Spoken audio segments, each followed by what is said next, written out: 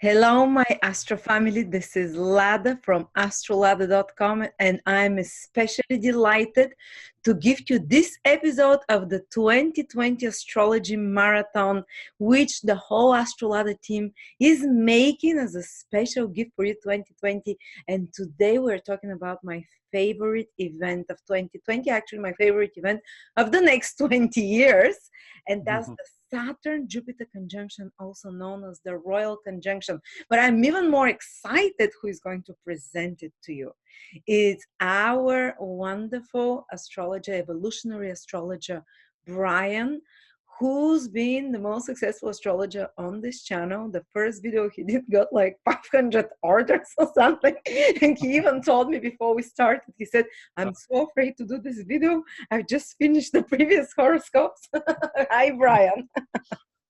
Hello. Good to see you again, Lada. You Looks like you're in orbit. I am. It's a good place to be for an astrologer. Always there. Yeah. So, Bryan, thank you for joining us. And can you, and by the way, Bryan is doing 2020 personal horoscopes at a big discounted price only till the 1st of January, 30 minutes recorded video with evolutionary astrology. It's only $108 discounted from 160 something. I'm not sure. So, Bryan, there you go. You have the word. All right. Well, yeah, it's a big event, Jupiter, Saturn. And as you said, it's a 20-year cycle. And it's entering the air family. Now, the way this cycle works with Jupiter, Saturn is it usually spends, 200 and some change, 200 years and some change in a given element. And it entered the air family for the first time in quite some time, back in 1981. And then in 2000, it reverted back to Earth where it came from. And now it's entering Aquarius, another air sign, and is now firmly in the air family for the next couple hundred years.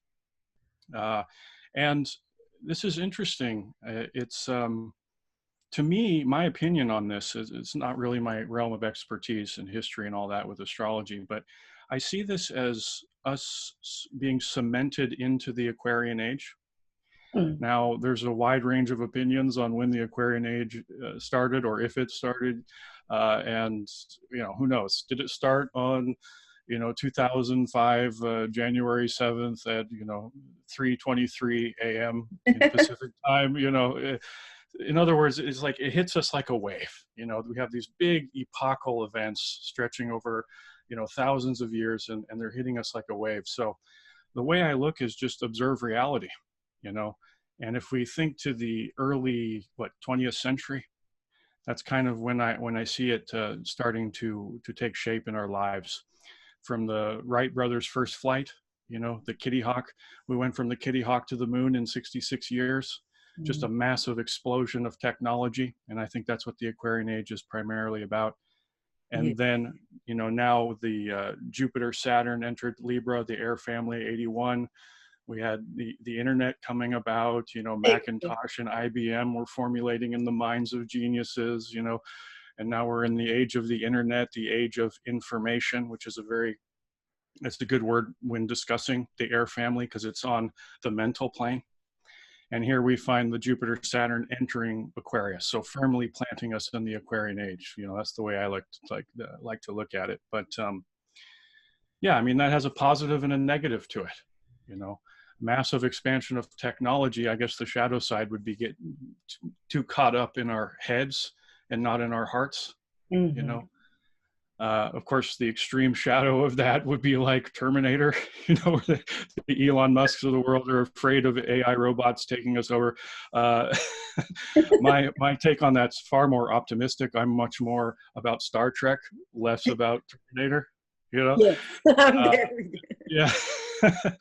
And I'm a Sagittarius, and I got that traveler energy, and I would love in my lifetime to travel the stars. And I am very hopeful that that's where we're headed into this Aquarian age. Well, hop over here. I'm there. Yeah.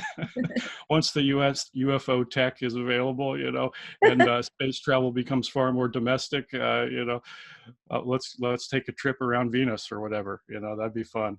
And or shoot the Neptune, my video from personal there. opinion. Yeah. So yeah, that's the way I look at this cycle in the big picture. Uh, and getting caught up in our heads and not in our hearts. I mean, it's like the internet's connected us globally, and we have information at our fingertips. It's like you don't have to go to the library anymore. Just Google what does such and such mean, and there's this information out there. But you know, it's like we can learn so much, and we're so much more efficient. You know, and that's a beautiful thing. But we could also get drunk on our cell phones, and there can be some loneliness can occur there too. But all in all, it's a beautiful thing, and I'm very excited to especially what the next decade brings, and this Saturn Jupiter really setting the tone for the next 10 years, I feel. So looking at this from the evolutionary astrology perspective, I'm very interested on the personal meaning of these planets as they affect our lives in this very meaningful, interconnected universe. And with evolutionary astrology, really what I'm trying to understand more deeply when looking at these archetypal influences, the planets, you know, presenting us with particular energies, filtering through human consciousness. It's like, how can we take these energies and put our personal growth and evolution into hyperdrive? Evolutionary astrology, you know, we're here to evolve. You know, that's the prevailing philosophy with this approach to astrology. Of course, that's a common philosophy you find all over the world. So how can we evolve with these energies instead of just having them run through us haphazardly, you know, and we're a puppet and the planets have our strings, you know, let's work with it practically and constructively and transcend the more descriptive form of astrology into prescriptive. It's like, now once we understand this, how can we apply it to our lives and maximize their potential? Now, Saturn, Jupiter, kind of an odd couple. You know, you have Saturn, the greater malefic, and then Jupiter, the greater benefic. You know, it's kind of like good, bad. You know, if we get caught in the trap of Jupiter good, Saturn bad, you know, we've made a big misstep. You know, it's like energy is pretty neutral. It's just running through us. Sure, you know, Saturn has a more uncomfortable energy. You know, but it's like what we do with it is really what matters. And you know, Saturn and Jupiter can find they feel opposite in a lot of ways, but they can find a beautiful integration and form a yin yang wholeness that we can really work with for our betterment. So I want to go beyond just the good bad language and honor them equally and then tie them together. So let's start with Jupiter, you know, the greater benefic, the king of the gods, you know. Now, the conventional astrology understanding of Jupiter and evolutionary understanding of Jupiter are not opposites, but they're quite different. The more conventional understanding of Jupiter is it's the planet of luck and expansion, you know, the so-called lucky planet. And it is true that the toast does land butter side up pretty often during Jupiter times. You know, it does have that positive force. But we can understand Jupiter more deeply and then find where that luck will be maximized in our lives when we really work with Jupiter. And the old fortune tellers from centuries past, if they saw a strong Jupiter in someone's chart, you know, the line was power, honor, glory, and riches will be yours, you know, that expansive quality, and sometimes in success and monetary value and all that. And it is true, we do find strong Jupiters in the charts of famous people a lot, for example. But it's not always true, you know, because these energies just present possibilities, probabilities. It's what the consciousness, you know, filtering through our template, our chart, our hologram that really brings us to life. So I love astrology. I've dedicated my life to it, obviously, but I want to keep it somewhere south of consciousness, of course. Now, evolutionary take on Jupiter is, instead of just sitting back and enjoying some good luck, you know, it invites our participation with it. Yeah. So actively working with Jupiter, we want to ask ourselves the question, how have I been underestimating myself? That's the key Jupiter question. How have I settled for so little in my life, you know? And then the answer to that question, on the other side, if we go that direction, there's a massive expansion, you know? Jupiter, the king of the gods, wants us to believe in ourselves, wants us to have more king energy, Now, this isn't the pompous or arrogant king. That would be more shadow side of Jupiter, but rather the jolly king who has, faith in ourselves and high aspirations. Jupiter wants us to make big bets in our lives. It's like, put all the chips in the middle, really have faith in aces coming up. And that's where the lucky comes in. It's like, if you bet on yourself, if you believe in yourself and take action in that way and expand what you ever thought possible, Jupiter will turn into ho, ho, ho, Santa Claus, which is a good season to invoke the guy in the red suit, and Jupiter can bring presents to our doorstep if we take action and work with the energy instead of against it or just ignoring that it's there. And then that's when the magic unfolds. Things fall into place. The right people show up. Eerily beneficial circumstances and synchronicities abound in our life. Okay, because we believed in ourselves. That's all it takes. So that's the core meaning of Jupiter. It's like, you're stronger than you think you are. Double down. And of course, knowing what house Jupiter's transiting through in your birth chart is going to be very helpful here. And we'll discuss the signs a little bit later. Now, working with Saturn here, the greater malefic, Now, Saturn is typically described as the old guy in astrology. So elderly energy. Now, the highest octave of that would be the wizard, which derives from the word wizened, when we get credibility lines in our face, it's about wisdom. And then, of course, the shadow side of that old age is the old fart,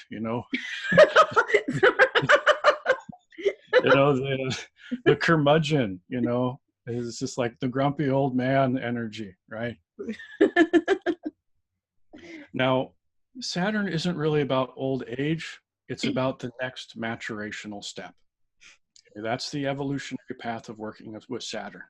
Now, yes, it does supply us with some uncomfortable energy in our life because it's asking that we participate in it by using focus, hard work, diligence towards a particular direction so that we can mature, so we can become wiser. Now, if you ask a bunch of people what made them wiser, they'll usually tell you about a tough experience they had, So wisdom gained and tough experience usually are a matched set. So, Saturn does tend to bring around circumstances in our lives which are kind of forcing us in a new direction. It's the bringer of change. So the famous, what was the Sleeping Prophet, Edgar Cayce, he did some deep trance work, and he was, in some of those sessions, he talked about astrology and the meaning of astrology. And his take on Saturn was Saturn is the bringer of change. And some astrologers might not agree with that. I think it fits because Saturn comes around, it wants us to change, it wants us to grow, wants us to mature. So if there's things in our lives that are no longer serving our optimal trajectory, so to speak, our destiny, they tend to fall by the wayside or change. And people who really suffer during Saturn times are those who really resist change, kicking and screaming, and some of us don't really like change. Yeah. So it's about gaining, it's like, why do we mature? Yes, wisdom, but ultimately it's about gaining more dignity, integrity, self-respect through the pressure of Saturn wanting us to become more like the wizard. Okay. Beautifully said. Wow. So that's, that's Saturn. And really it's like the best way to work with Saturn is to accomplish a great work. Wherever it is Saturn is in the chart, this includes your birth chart as well, not only as well as the transit, but it's like, create a great work in the world. Keep your eye on the prize, and through diligence and hard work and rolling up your sleeves and burning away the midnight oil, accomplish that great work. And the prize is that dignity and self-respect. So this is the joy of the long view, whereas Jupiter is more in the moment, right? So the integration of these two energies for all of us in 2020 is, well, I'll start off with a story, actually. And this is a story I heard my teacher say in one of his lectures, and I'm going to borrow it here because it's just a beautiful way to talk about how these energies combine. So let's say you have a friend, okay, a really, really close friend. She's mid-30s, late 30s, 35, 37, married, has a successful career, and doesn't have a child. Mm. And she's wrestling with that question, do I want to have a child? Time is running out, right? The viability, it won't be there for too much longer. So she's wrestling with that question. And, there's a lot of implications with either decision, obviously, and not everybody will answer that question the same. But in this story, she decides to have the kid. Yeah, has the child, beautiful boy. And then 5 or 6 years later, you're with your best friend at the park, sitting on the park bench. The child is on the jungle gym, having a great time. And you asked your friend, you have this very honest sort of eighth house relationship, deeply bonded. And you say to your friend, well, are you glad you did it or not? And these are the words I'll put in her mouth. She says, it's 10 times harder than I ever thought it would be. Okay. I agree. You know what I'm talking about. By 2 in my case. 10 times. Yeah. It's like, I had no idea what I was getting myself into, And then she adds to that, it's 100 times more gratifying than I imagine it would be. Wow. Now, this isn't a universal response, but we can imagine how this could be a very common one. Yeah. You feel the Jupiter Saturn energy there, the connection of the two, the gratification with what's difficult. Yeah. There's a pot of gold at the top of a mountain, a very tall mountain, Mount Everest. Beautiful. All you have to do is climb it. Can you do it? Do you have what it takes? Do you believe in yourself enough? There are things that are extremely difficult to accomplish, but totally worth doing. And this is a beautiful thing for 2020, especially now, this New Year's resolution. I just released on your channel a full moon in Gemini horoscope video. Full moons are about harvesting. Mm-hmm. Gemini is about ideas. We're harvesting ideas now. It's like perfect for a New Year's resolution, or a new decade's resolution. Jupiter, Saturn setting the tone for the next 10 years as we're cemented in this Aquarian age. So really to expand our consciousnesses, and to work with the highest potential of this energy, that question, wrestling with it, how have I been underestimating myself, as the intention for 2020. And then set a worthy goal for yourself, okay, that will basically require relentless effort and force of will and hard work, and the great prize for achieving that goal is that integrity, that dignity. Now, what kind of goal? Again, we'll start discuss the signs in a bit here. Okay. I think that's one of the most beautiful descriptions and most profound of Saturn Jupiter I've heard. Wow. and this is happening at the end of 2020. This is December 2020. So guys, you'll probably start feeling, some of you will start feeling it before that already, but it will culminate from the end of 2020 and full speed 2021, and you have kind of 10 years to unfold that idea after that, and 10 more to fold it back or to reap after that. So you don't have to do it on December 2020, all in one go, but it exactly of those seeds. Yeah. And it happens, right around the winter solstice, I guess, December 20th, right around there, 21st. And it's just dipped its toe into Aquarius. I think it's like a half a degree or maybe 1 degree at that time. It's 0 something, yeah. Yeah. But we also got to keep in mind that they're kind of like this year, 2019, how Saturn and Pluto has been, dancing in the sky, doing this cosmic dance, the music of the spheres, but they hit that exact January 12th, 2020, but yet we've been feeling the influence throughout 2019. It's very similar with Jupiter, Saturn, because they're going to be dancing. I think it'll be probably stronger half to the last half of the year, but we'll start to feel it before then. Okay, and we'll be feeling that energy, and then Pluto is in the mix too, so I could say some things about Pluto too. It'd be a mistake to leave Pluto out completely. Mm-hmm.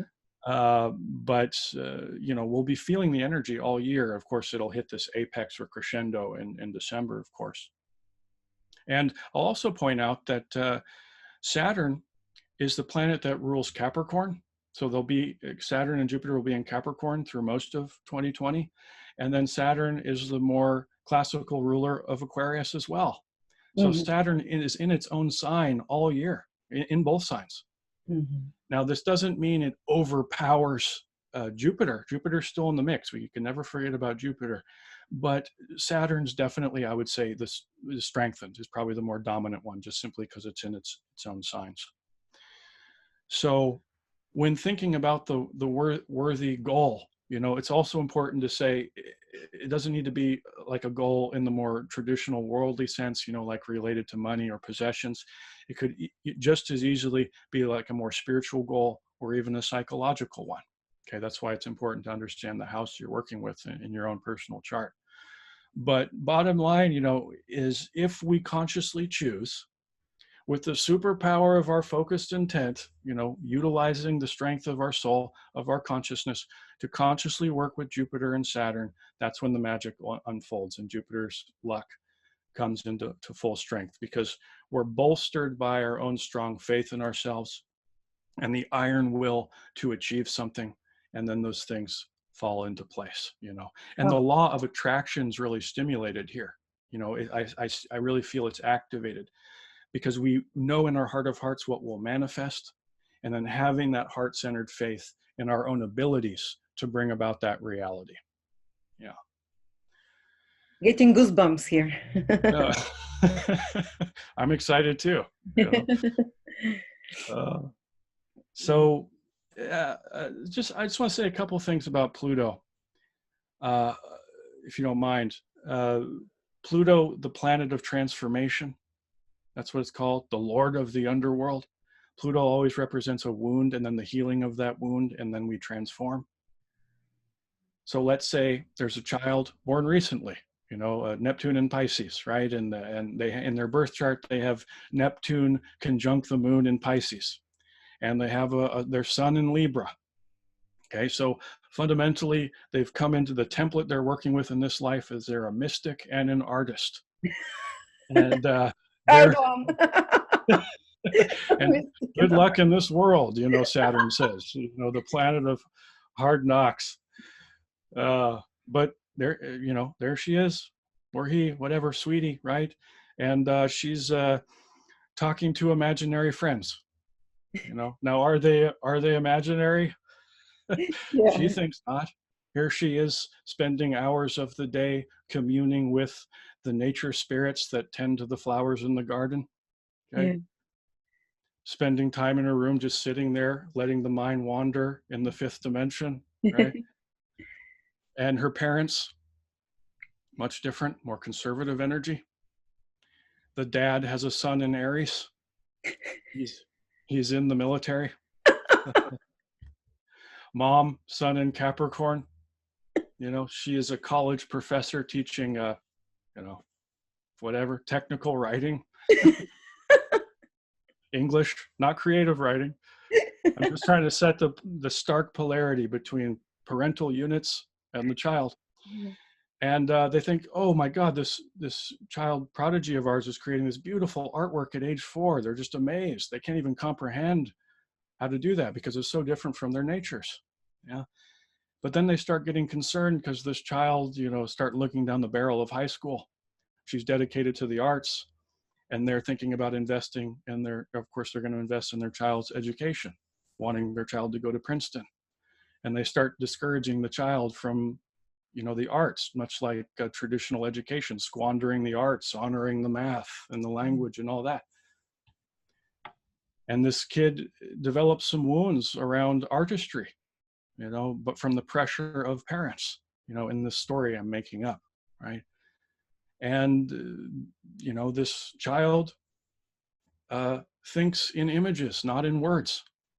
A visual learner, not an auditory learner, struggling in school. And the parents are really, really motivating this child to focus on what they want her to focus on. Okay. And the negative consequence of this was the wounding around, the path of creativity of the artist, okay, and deciding to live the life that was not really designed for her based on the pressure from the parents. Kind of a sad story, but not an uncommon one. Pluto wounds start in childhood. Psychological and emotional wounds, typically from family, parents, also from culture, also could be linked to karma. Okay, the question, where's the nodes in the chart, is going to speak to that whole nother subject. So we have wounding around, how am I underestimating myself?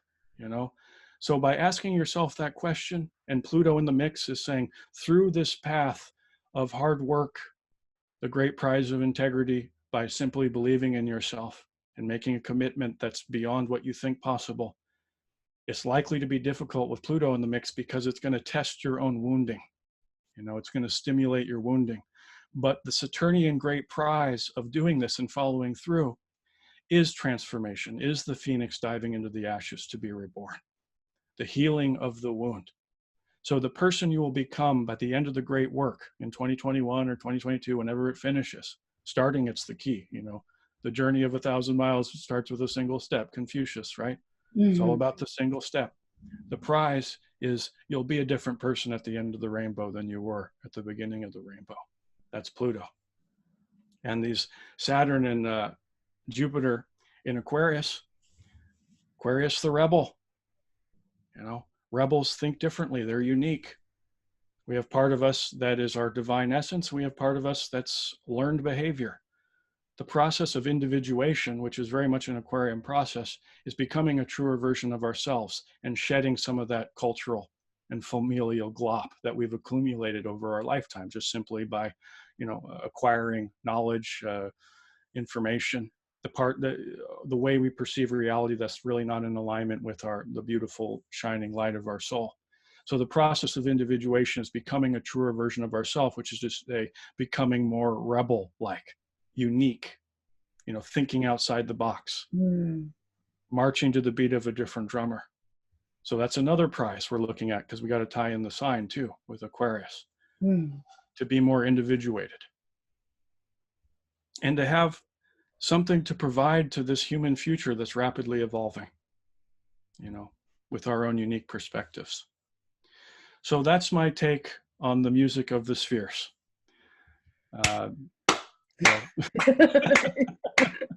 It's beautiful. Thank you. I can listen to you here for hours and hours. You're a storyteller. You just needed the fireplace and the guitar to strum, and I'm sure people would sit and listen to you for hours. I don't think you'd want to hear me strum the guitar. Someone else can do it around you while you're talking, channeling this divine message. I can make noise with the guitar, but it won't sound good. That's beautiful, so inspirational. I love it. I mean, if anyone would like a reading with Bryan, he will tell you the story of your life, but that's 2020, and you can see other readings, but there is a promotion on his 2020 horoscopes that is valid till the 1st of January, and it's almost 40%. And are we doing individual signs or? Yeah, I can talk about the signs, certainly. Yeah, you can say like a sentence or two for each. And oh, okay. Well, I'll try my best. Sometimes get on a tangent. Well, let's start with a little disclaimer here first, because we're working with the rising signs here. So it's really helpful to know your rising sign or your ascendant sign. You'll find more accuracy with this, because this is how I find, what house in your chart Jupiter and Saturn's likely to be transiting through is through the ascendant. I'm sure most of your audience knows what their ascendant is. If not, they can just go to your website, astrolada.com, and bring up the free chart there, and it'll tell them. And then I'll also add, an extra little caveat is it also depends what degree your ascendant is too. And so we're generalizing here somewhat. It will apply to most of you. And then also for some of you, it's traveling through Capricorn and then into Aquarius. Sometimes it'll start in one house and end up in another one, So keep that in mind as well. So starting with the first sign of the zodiac, Aries. Okay. it's likely that Jupiter and Saturn and Pluto are going to be, hanging out in your 10th house, for most of it. Uh, House of career, known as the house of career. And it is, fair enough, no problem there.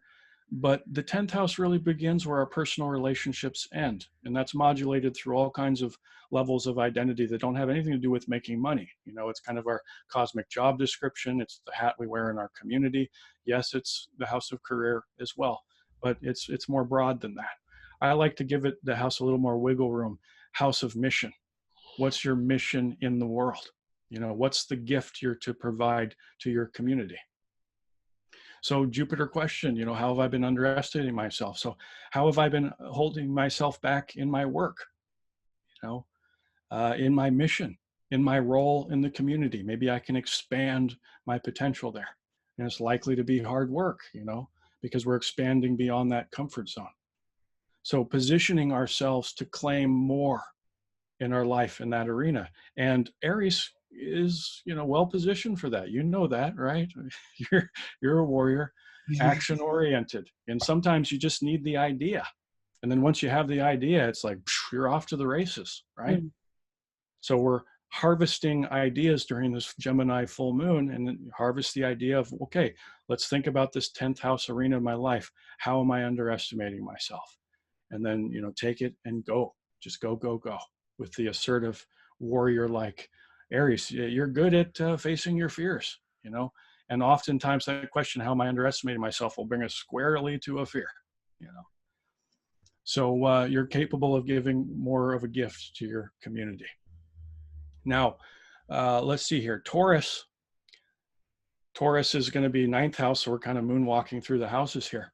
Okay, so house of fresh experience, whether it's through travel, education, or higher-minded philosophy and religion. It's always about basically newness and expanding our horizons. So it's about taking advantage of the opportunity to expand our horizons. Maybe offer opportunity to go on some great excursion. Some traveling might present itself. House of traveling.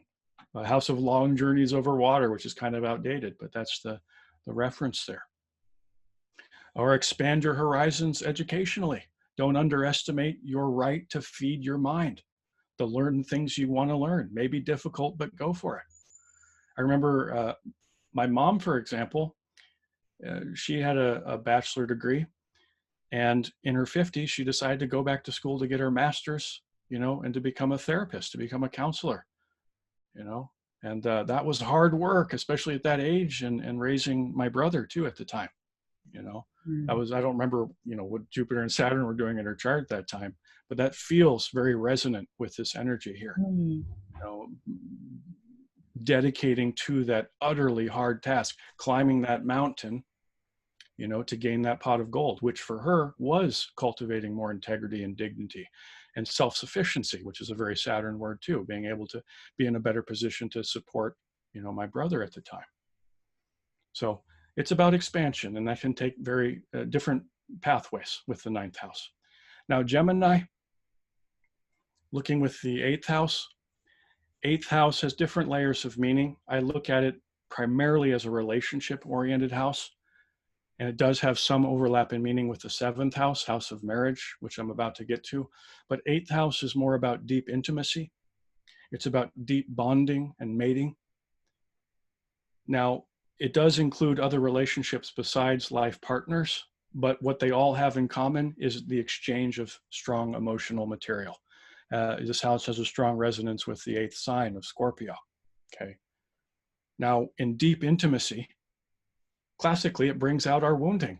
If you sleep with somebody for 8, 10, 12 weekends in a row, your stuff is going to come up, right? You're going to get triggered. So Jupiter and Saturn, is Pluto in this house too. Pluto is kind of its home turf. This is a perfect opportunity to work on our shadows. Okay. How have I underestimated myself in terms of how I can heal and grow? This house has a very psychotherapeutic feeling to it. So maybe there's a great work of entering, starting therapy sessions or something like this, or investing in an evolutionary astrology reading, shameless plug. The desire to embrace our shadow and heal and release it. You know, can I have enough faith in myself to go to those dark places, which can be very scary? So the pot of gold at the top of the mountain is deep psychic healing. Okay. And the natural byproduct or positive consequence of that is a deepening of our closest relationships, because a lot of what holds us back in those relationships is our own blocks, our own fears and wounding. So Cancer risings out there, going through your 7th house, mostly. House of marriage, as I said. I like to give it a little bit more breathing room, call the 7th house the house of intimacy. So yes, the sense of partnership, long-term relationship, but also friendships, even creative partnerships too can manifest. So how have I been underestimating myself? Jupiter question, Saturn question, what are you going to do about it? You know? And even if you're in happy relationships, right? Jupiter's saying minimally, they could be even better. You know, they could improve. It's time to go out there and update your intimate needs and do the sustained Saturnian work to make a more ideal connection. And if you're single, you know, Jupiter in this house says put yourself out there, you know, especially in circumstances that you have a resistance to. And the prize is worth the effort, you know, saying just, you know, put yourself out there. Maybe you've given up on online dating, you know, give it another shot, Jupiter says. And then Leo risings, 6th house, house of work, duty, responsibility. This is one I'm working with myself with Jupiter, Saturn. And Saturn loves this house, you know, similar language with 6th house and Jupiter and Capricorn, where Saturn's going to be for most of the year. So here I am, I'm working now, you know, I'm doing this interview with you. I've been doing some readings, doing some content creation. I just made a video yesterday. I'm having fun, you know, work can be fun. And house of service. There's an old Egyptian prayer I really love for 6th house dynamics. It's God grant that today I do work that matters, you know, and doing work that matters. You know, what makes it matter? A variety of answers to that. Usually what it means is having a meaningful impact in the lives of others, because by helping others, we often, you know, feel better. You know, it's satisfying, you know. So how have I been underestimating myself in my capacity to do something that truly matters? You know, helping other people. 6th house, strong resonance with the 10th house, house of mission, house of service. Okay. So there's a great work for you, which is a mastery of a skill or a craft. So it's about putting in your 10,000 hours to mastery. Now, Virgo rising, 5th house we're working with here. House of fun, house of pleasure. You know, you're having this transit through your house. I'm jealous. I'm envious, you know. So everything in astrology, all the archetypes filtering through us, happens for a reason. Okay, because it needs to in your life. No exceptions. That includes the fun house. Everything, you know, represents an evolutionary opportunity. So Jupiter, the essence of Jupiter, jolly Jupiter, Santa Claus, is joyful, you know. So Jupiter likes being in this house. It's accentuated in this house. So house of play, creativity, fun, developing more of a spirit of a child, that playful spirit. You really need to have a good time. That's your great work. The immediate joke is, well, tough job, but somebody's got to do it.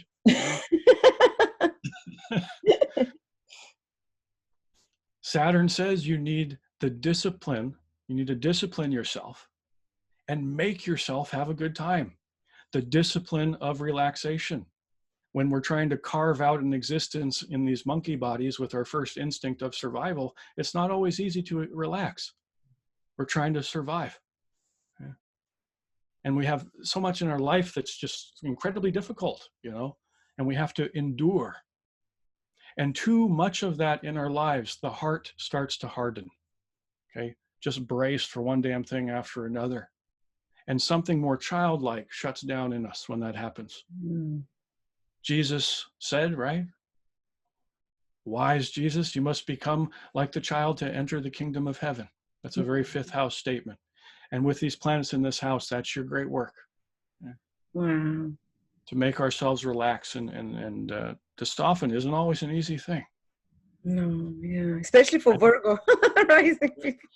Oh, yes, true. Yeah.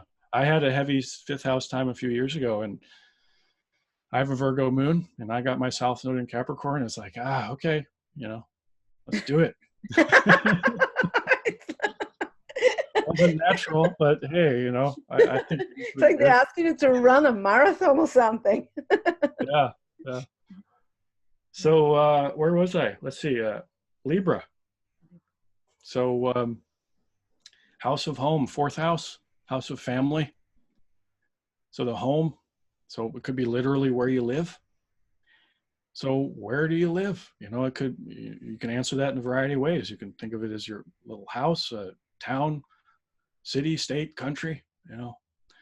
Jupiter says, how have you underestimating yourself? Now, this doesn't always work out this way, but I've seen it a lot where people actually physically move, to a place that's better for them. How have I settled for too little? Yeah, you just moved, didn't you? No, my husband has this rising, and I've been pushing him to find us a place. Oh, okay. Finally, he will do it. I thought you've been bouncing around from Europe to the US or something. Yes, but I want to find a better place in the USA. All the problems of the first. Fast forward to this part of the video and plop him on the chair and see, Dr. Bryan's prescribing that we move here. He knows. Oh, I'm gonna lose it if we stay here. Yeah. So, I mean, it could be literally moving. It could be just doing something, a big project on the house, redecorating, maybe I should finally move forward with that remodel, or maybe you're a bit of a hoarder, or a messy person. I struggle with a little messiness myself, maybe it's time to clean up the house, turn this into something that reflects my better self. Also the house of family, people we can count on, the loving sense of mutual obligation. So where's your soul family? Maybe you're feeling disconnected, maybe moving closer to family. It's, it's like you try to plop all of human experience into 12 boxes, the 12 houses. There has a wide range of meaning, and we're generalizing here, but it's also, when we're doing like a personal horoscope, look at the rest of the planets. Is the Jupiter, Saturn connecting any planets in the birth chart, so it gets pretty complex, but we can point our noses in the right direction by understanding the houses. Now, Scorpio, folks, rising, third house, house of language, house of speaking, house of our voice. So how have you underestimated your voice? It's time to be heard, time to speak up, get your ideas out into the world. Don't afraid to be heard, okay? You're capable of much more than you've evidenced in your life, So house of learning, house of voice, house of studying. So maybe take on some studying, prepare your voice to make it worth being heard. And maybe you're afraid of public speaking, for example. It's like put yourself in a situation where you're testing yourself. Go to Toastmasters, or maybe you have that poem that you wrote that you're really proud of, you really love, and you've had this fantasy of sharing it at a poetry slam. Okay, but the idea scares the pants off you. Jupiter says, guess it's time for some mic time, which isn't easy. Or write that book you've been shelving in your mind. Make it into reality so you can put it on a literal shelf. So developing the confidence in voice and being heard. That's the third house. Marina, excuse me. Yeah. Sagittarius, second house. Potential crisis and confidence. Second house domain. So house of insecurities. Now, obviously, that's the more psycho-spiritual understanding of the second house, where I like to spend most of my time with evolutionary astrology. So house of insecurity, needing to prove yourself to yourself in certain ways. Now, of course, it's also the house of outward security, classically known as the house of money. And of course, money buys food, water, shelter, security. So two facets of the second house, net worth, self-worth, and they affect each other, okay? But we're looking at some self-doubt. And with this great work here in the second house, you need a resource. You need to cultivate more resources. There's a shortage of resources. And when you cultivate more of those resources, it'll bolster your own confidence.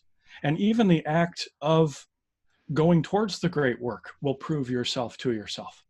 So it's kind of self-correcting here if you just follow this Jupiter path. So you need to accumulate more resources. You know, skills, skill building is a second house thing too.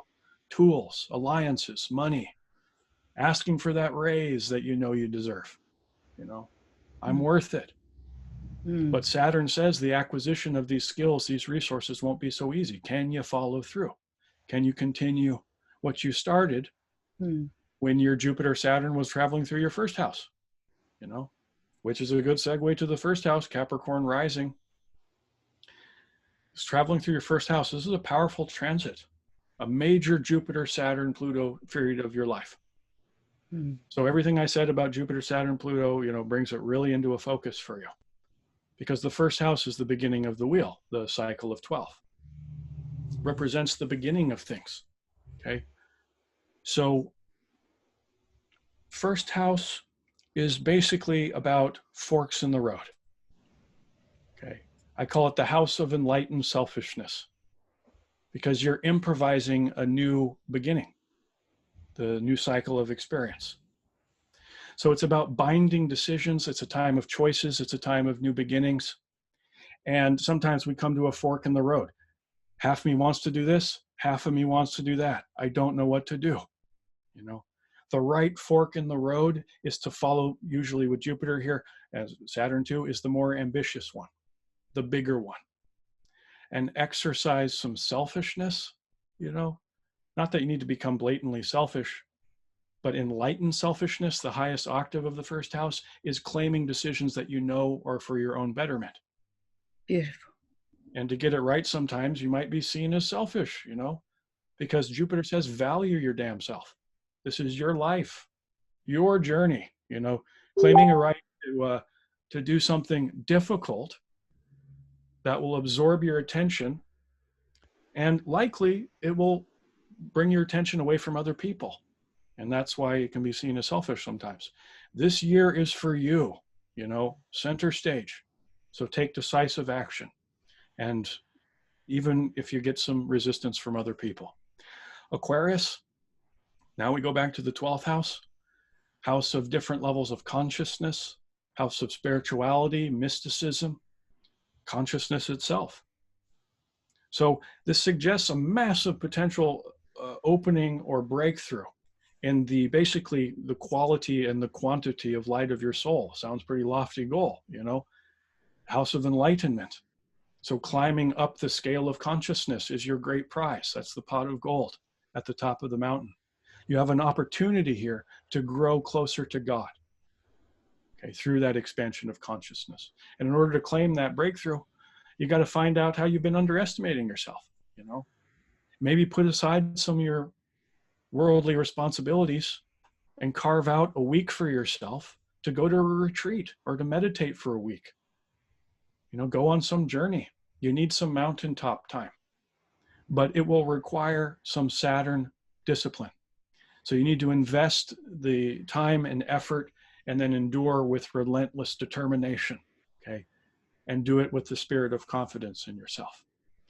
And then Pisces, lastly here, 11th house, classically known as the house of friends. You know, I'll get to that in a second, but where I like to start with the 11th house is it's the house of dreams and aspirations and future goals. So what do you want your life to look like in 10 years at the end of this decade that you're setting the pace for at the beginning of the decade? You can even use a very Piscean exercise, which is meditate and visualize a day from start to future, 10 years, or start to finish 10 years in the future. It's like, where do you wake up? Who do you wake up next to? You know, what are you looking at? What are you feeling? You know, obviously we're going to be invoking some positive feelings here. It's like you're feeling joyful and happy. Why? What's happening in your life? Dream your dream. Now, Jupiter says, make this dream a pipe dream. Okay. Make this dream more expansive than you ever thought possible. And then this is where we tie in the house of friends. You need those friends. You need your alliances. Now, this isn't, 11th house isn't so much about close friendships, more networks, social groups. You need your tribe. So great work of cultivating more of a tribe that can help your dream go from crystallization to see it in a more Saturn way, concretize in your life. The connection of the hopes and dreams with the house of friends. So Pisces, the mystic, the dreamer, and the poet. Dream your future and make it a pipe dream. So that's the 12 signs going through the houses there. And again, it could be going through a couple different houses. You know, you want to know the degree of your rising sign, but that will approximate, you know, your journey in terms of how do I apply these energies. And again, the goal being to put your personal growth and evolution into hyperdrive. Wow, beautiful. I barely even said anything. Thank you so much. My pleasure. Yeah, Your knowledge love is talking about so this. inspirational. It just flows like melody to the soul. It's healing, you know. And because I'm Aquarius rising, and so many of the predictions for those 12 houses in the planets in Aquarius, they're kind of scary. But you put it so beautifully there. And I had a huge sigh of relief there. And I'm sure everyone that watched their own sign rising or sun even, I'm sure that on the deepest level of the soul, this prediction resonates the most because it speaks the truth of the soul rather than, you know, scary things or specific things that will happen. It's more like where the soul wants to go, and you gave that map for us. Thank you so much, Bryan. It was beautiful. You can tune into Bryan's playlist here. He's doing new moons, full moons, and special interviews. And also you can order a reading with Master Bryan. Oh my God. Discount 40% till the 1st of January, your year ahead 2020, 30 minutes recording. It's only $108. Have a wonderful New Year, Bryan, and Merry Christmas. And Likewise. Thank you, Lada. Enjoy your holidays with your family. bye-bye. Bye.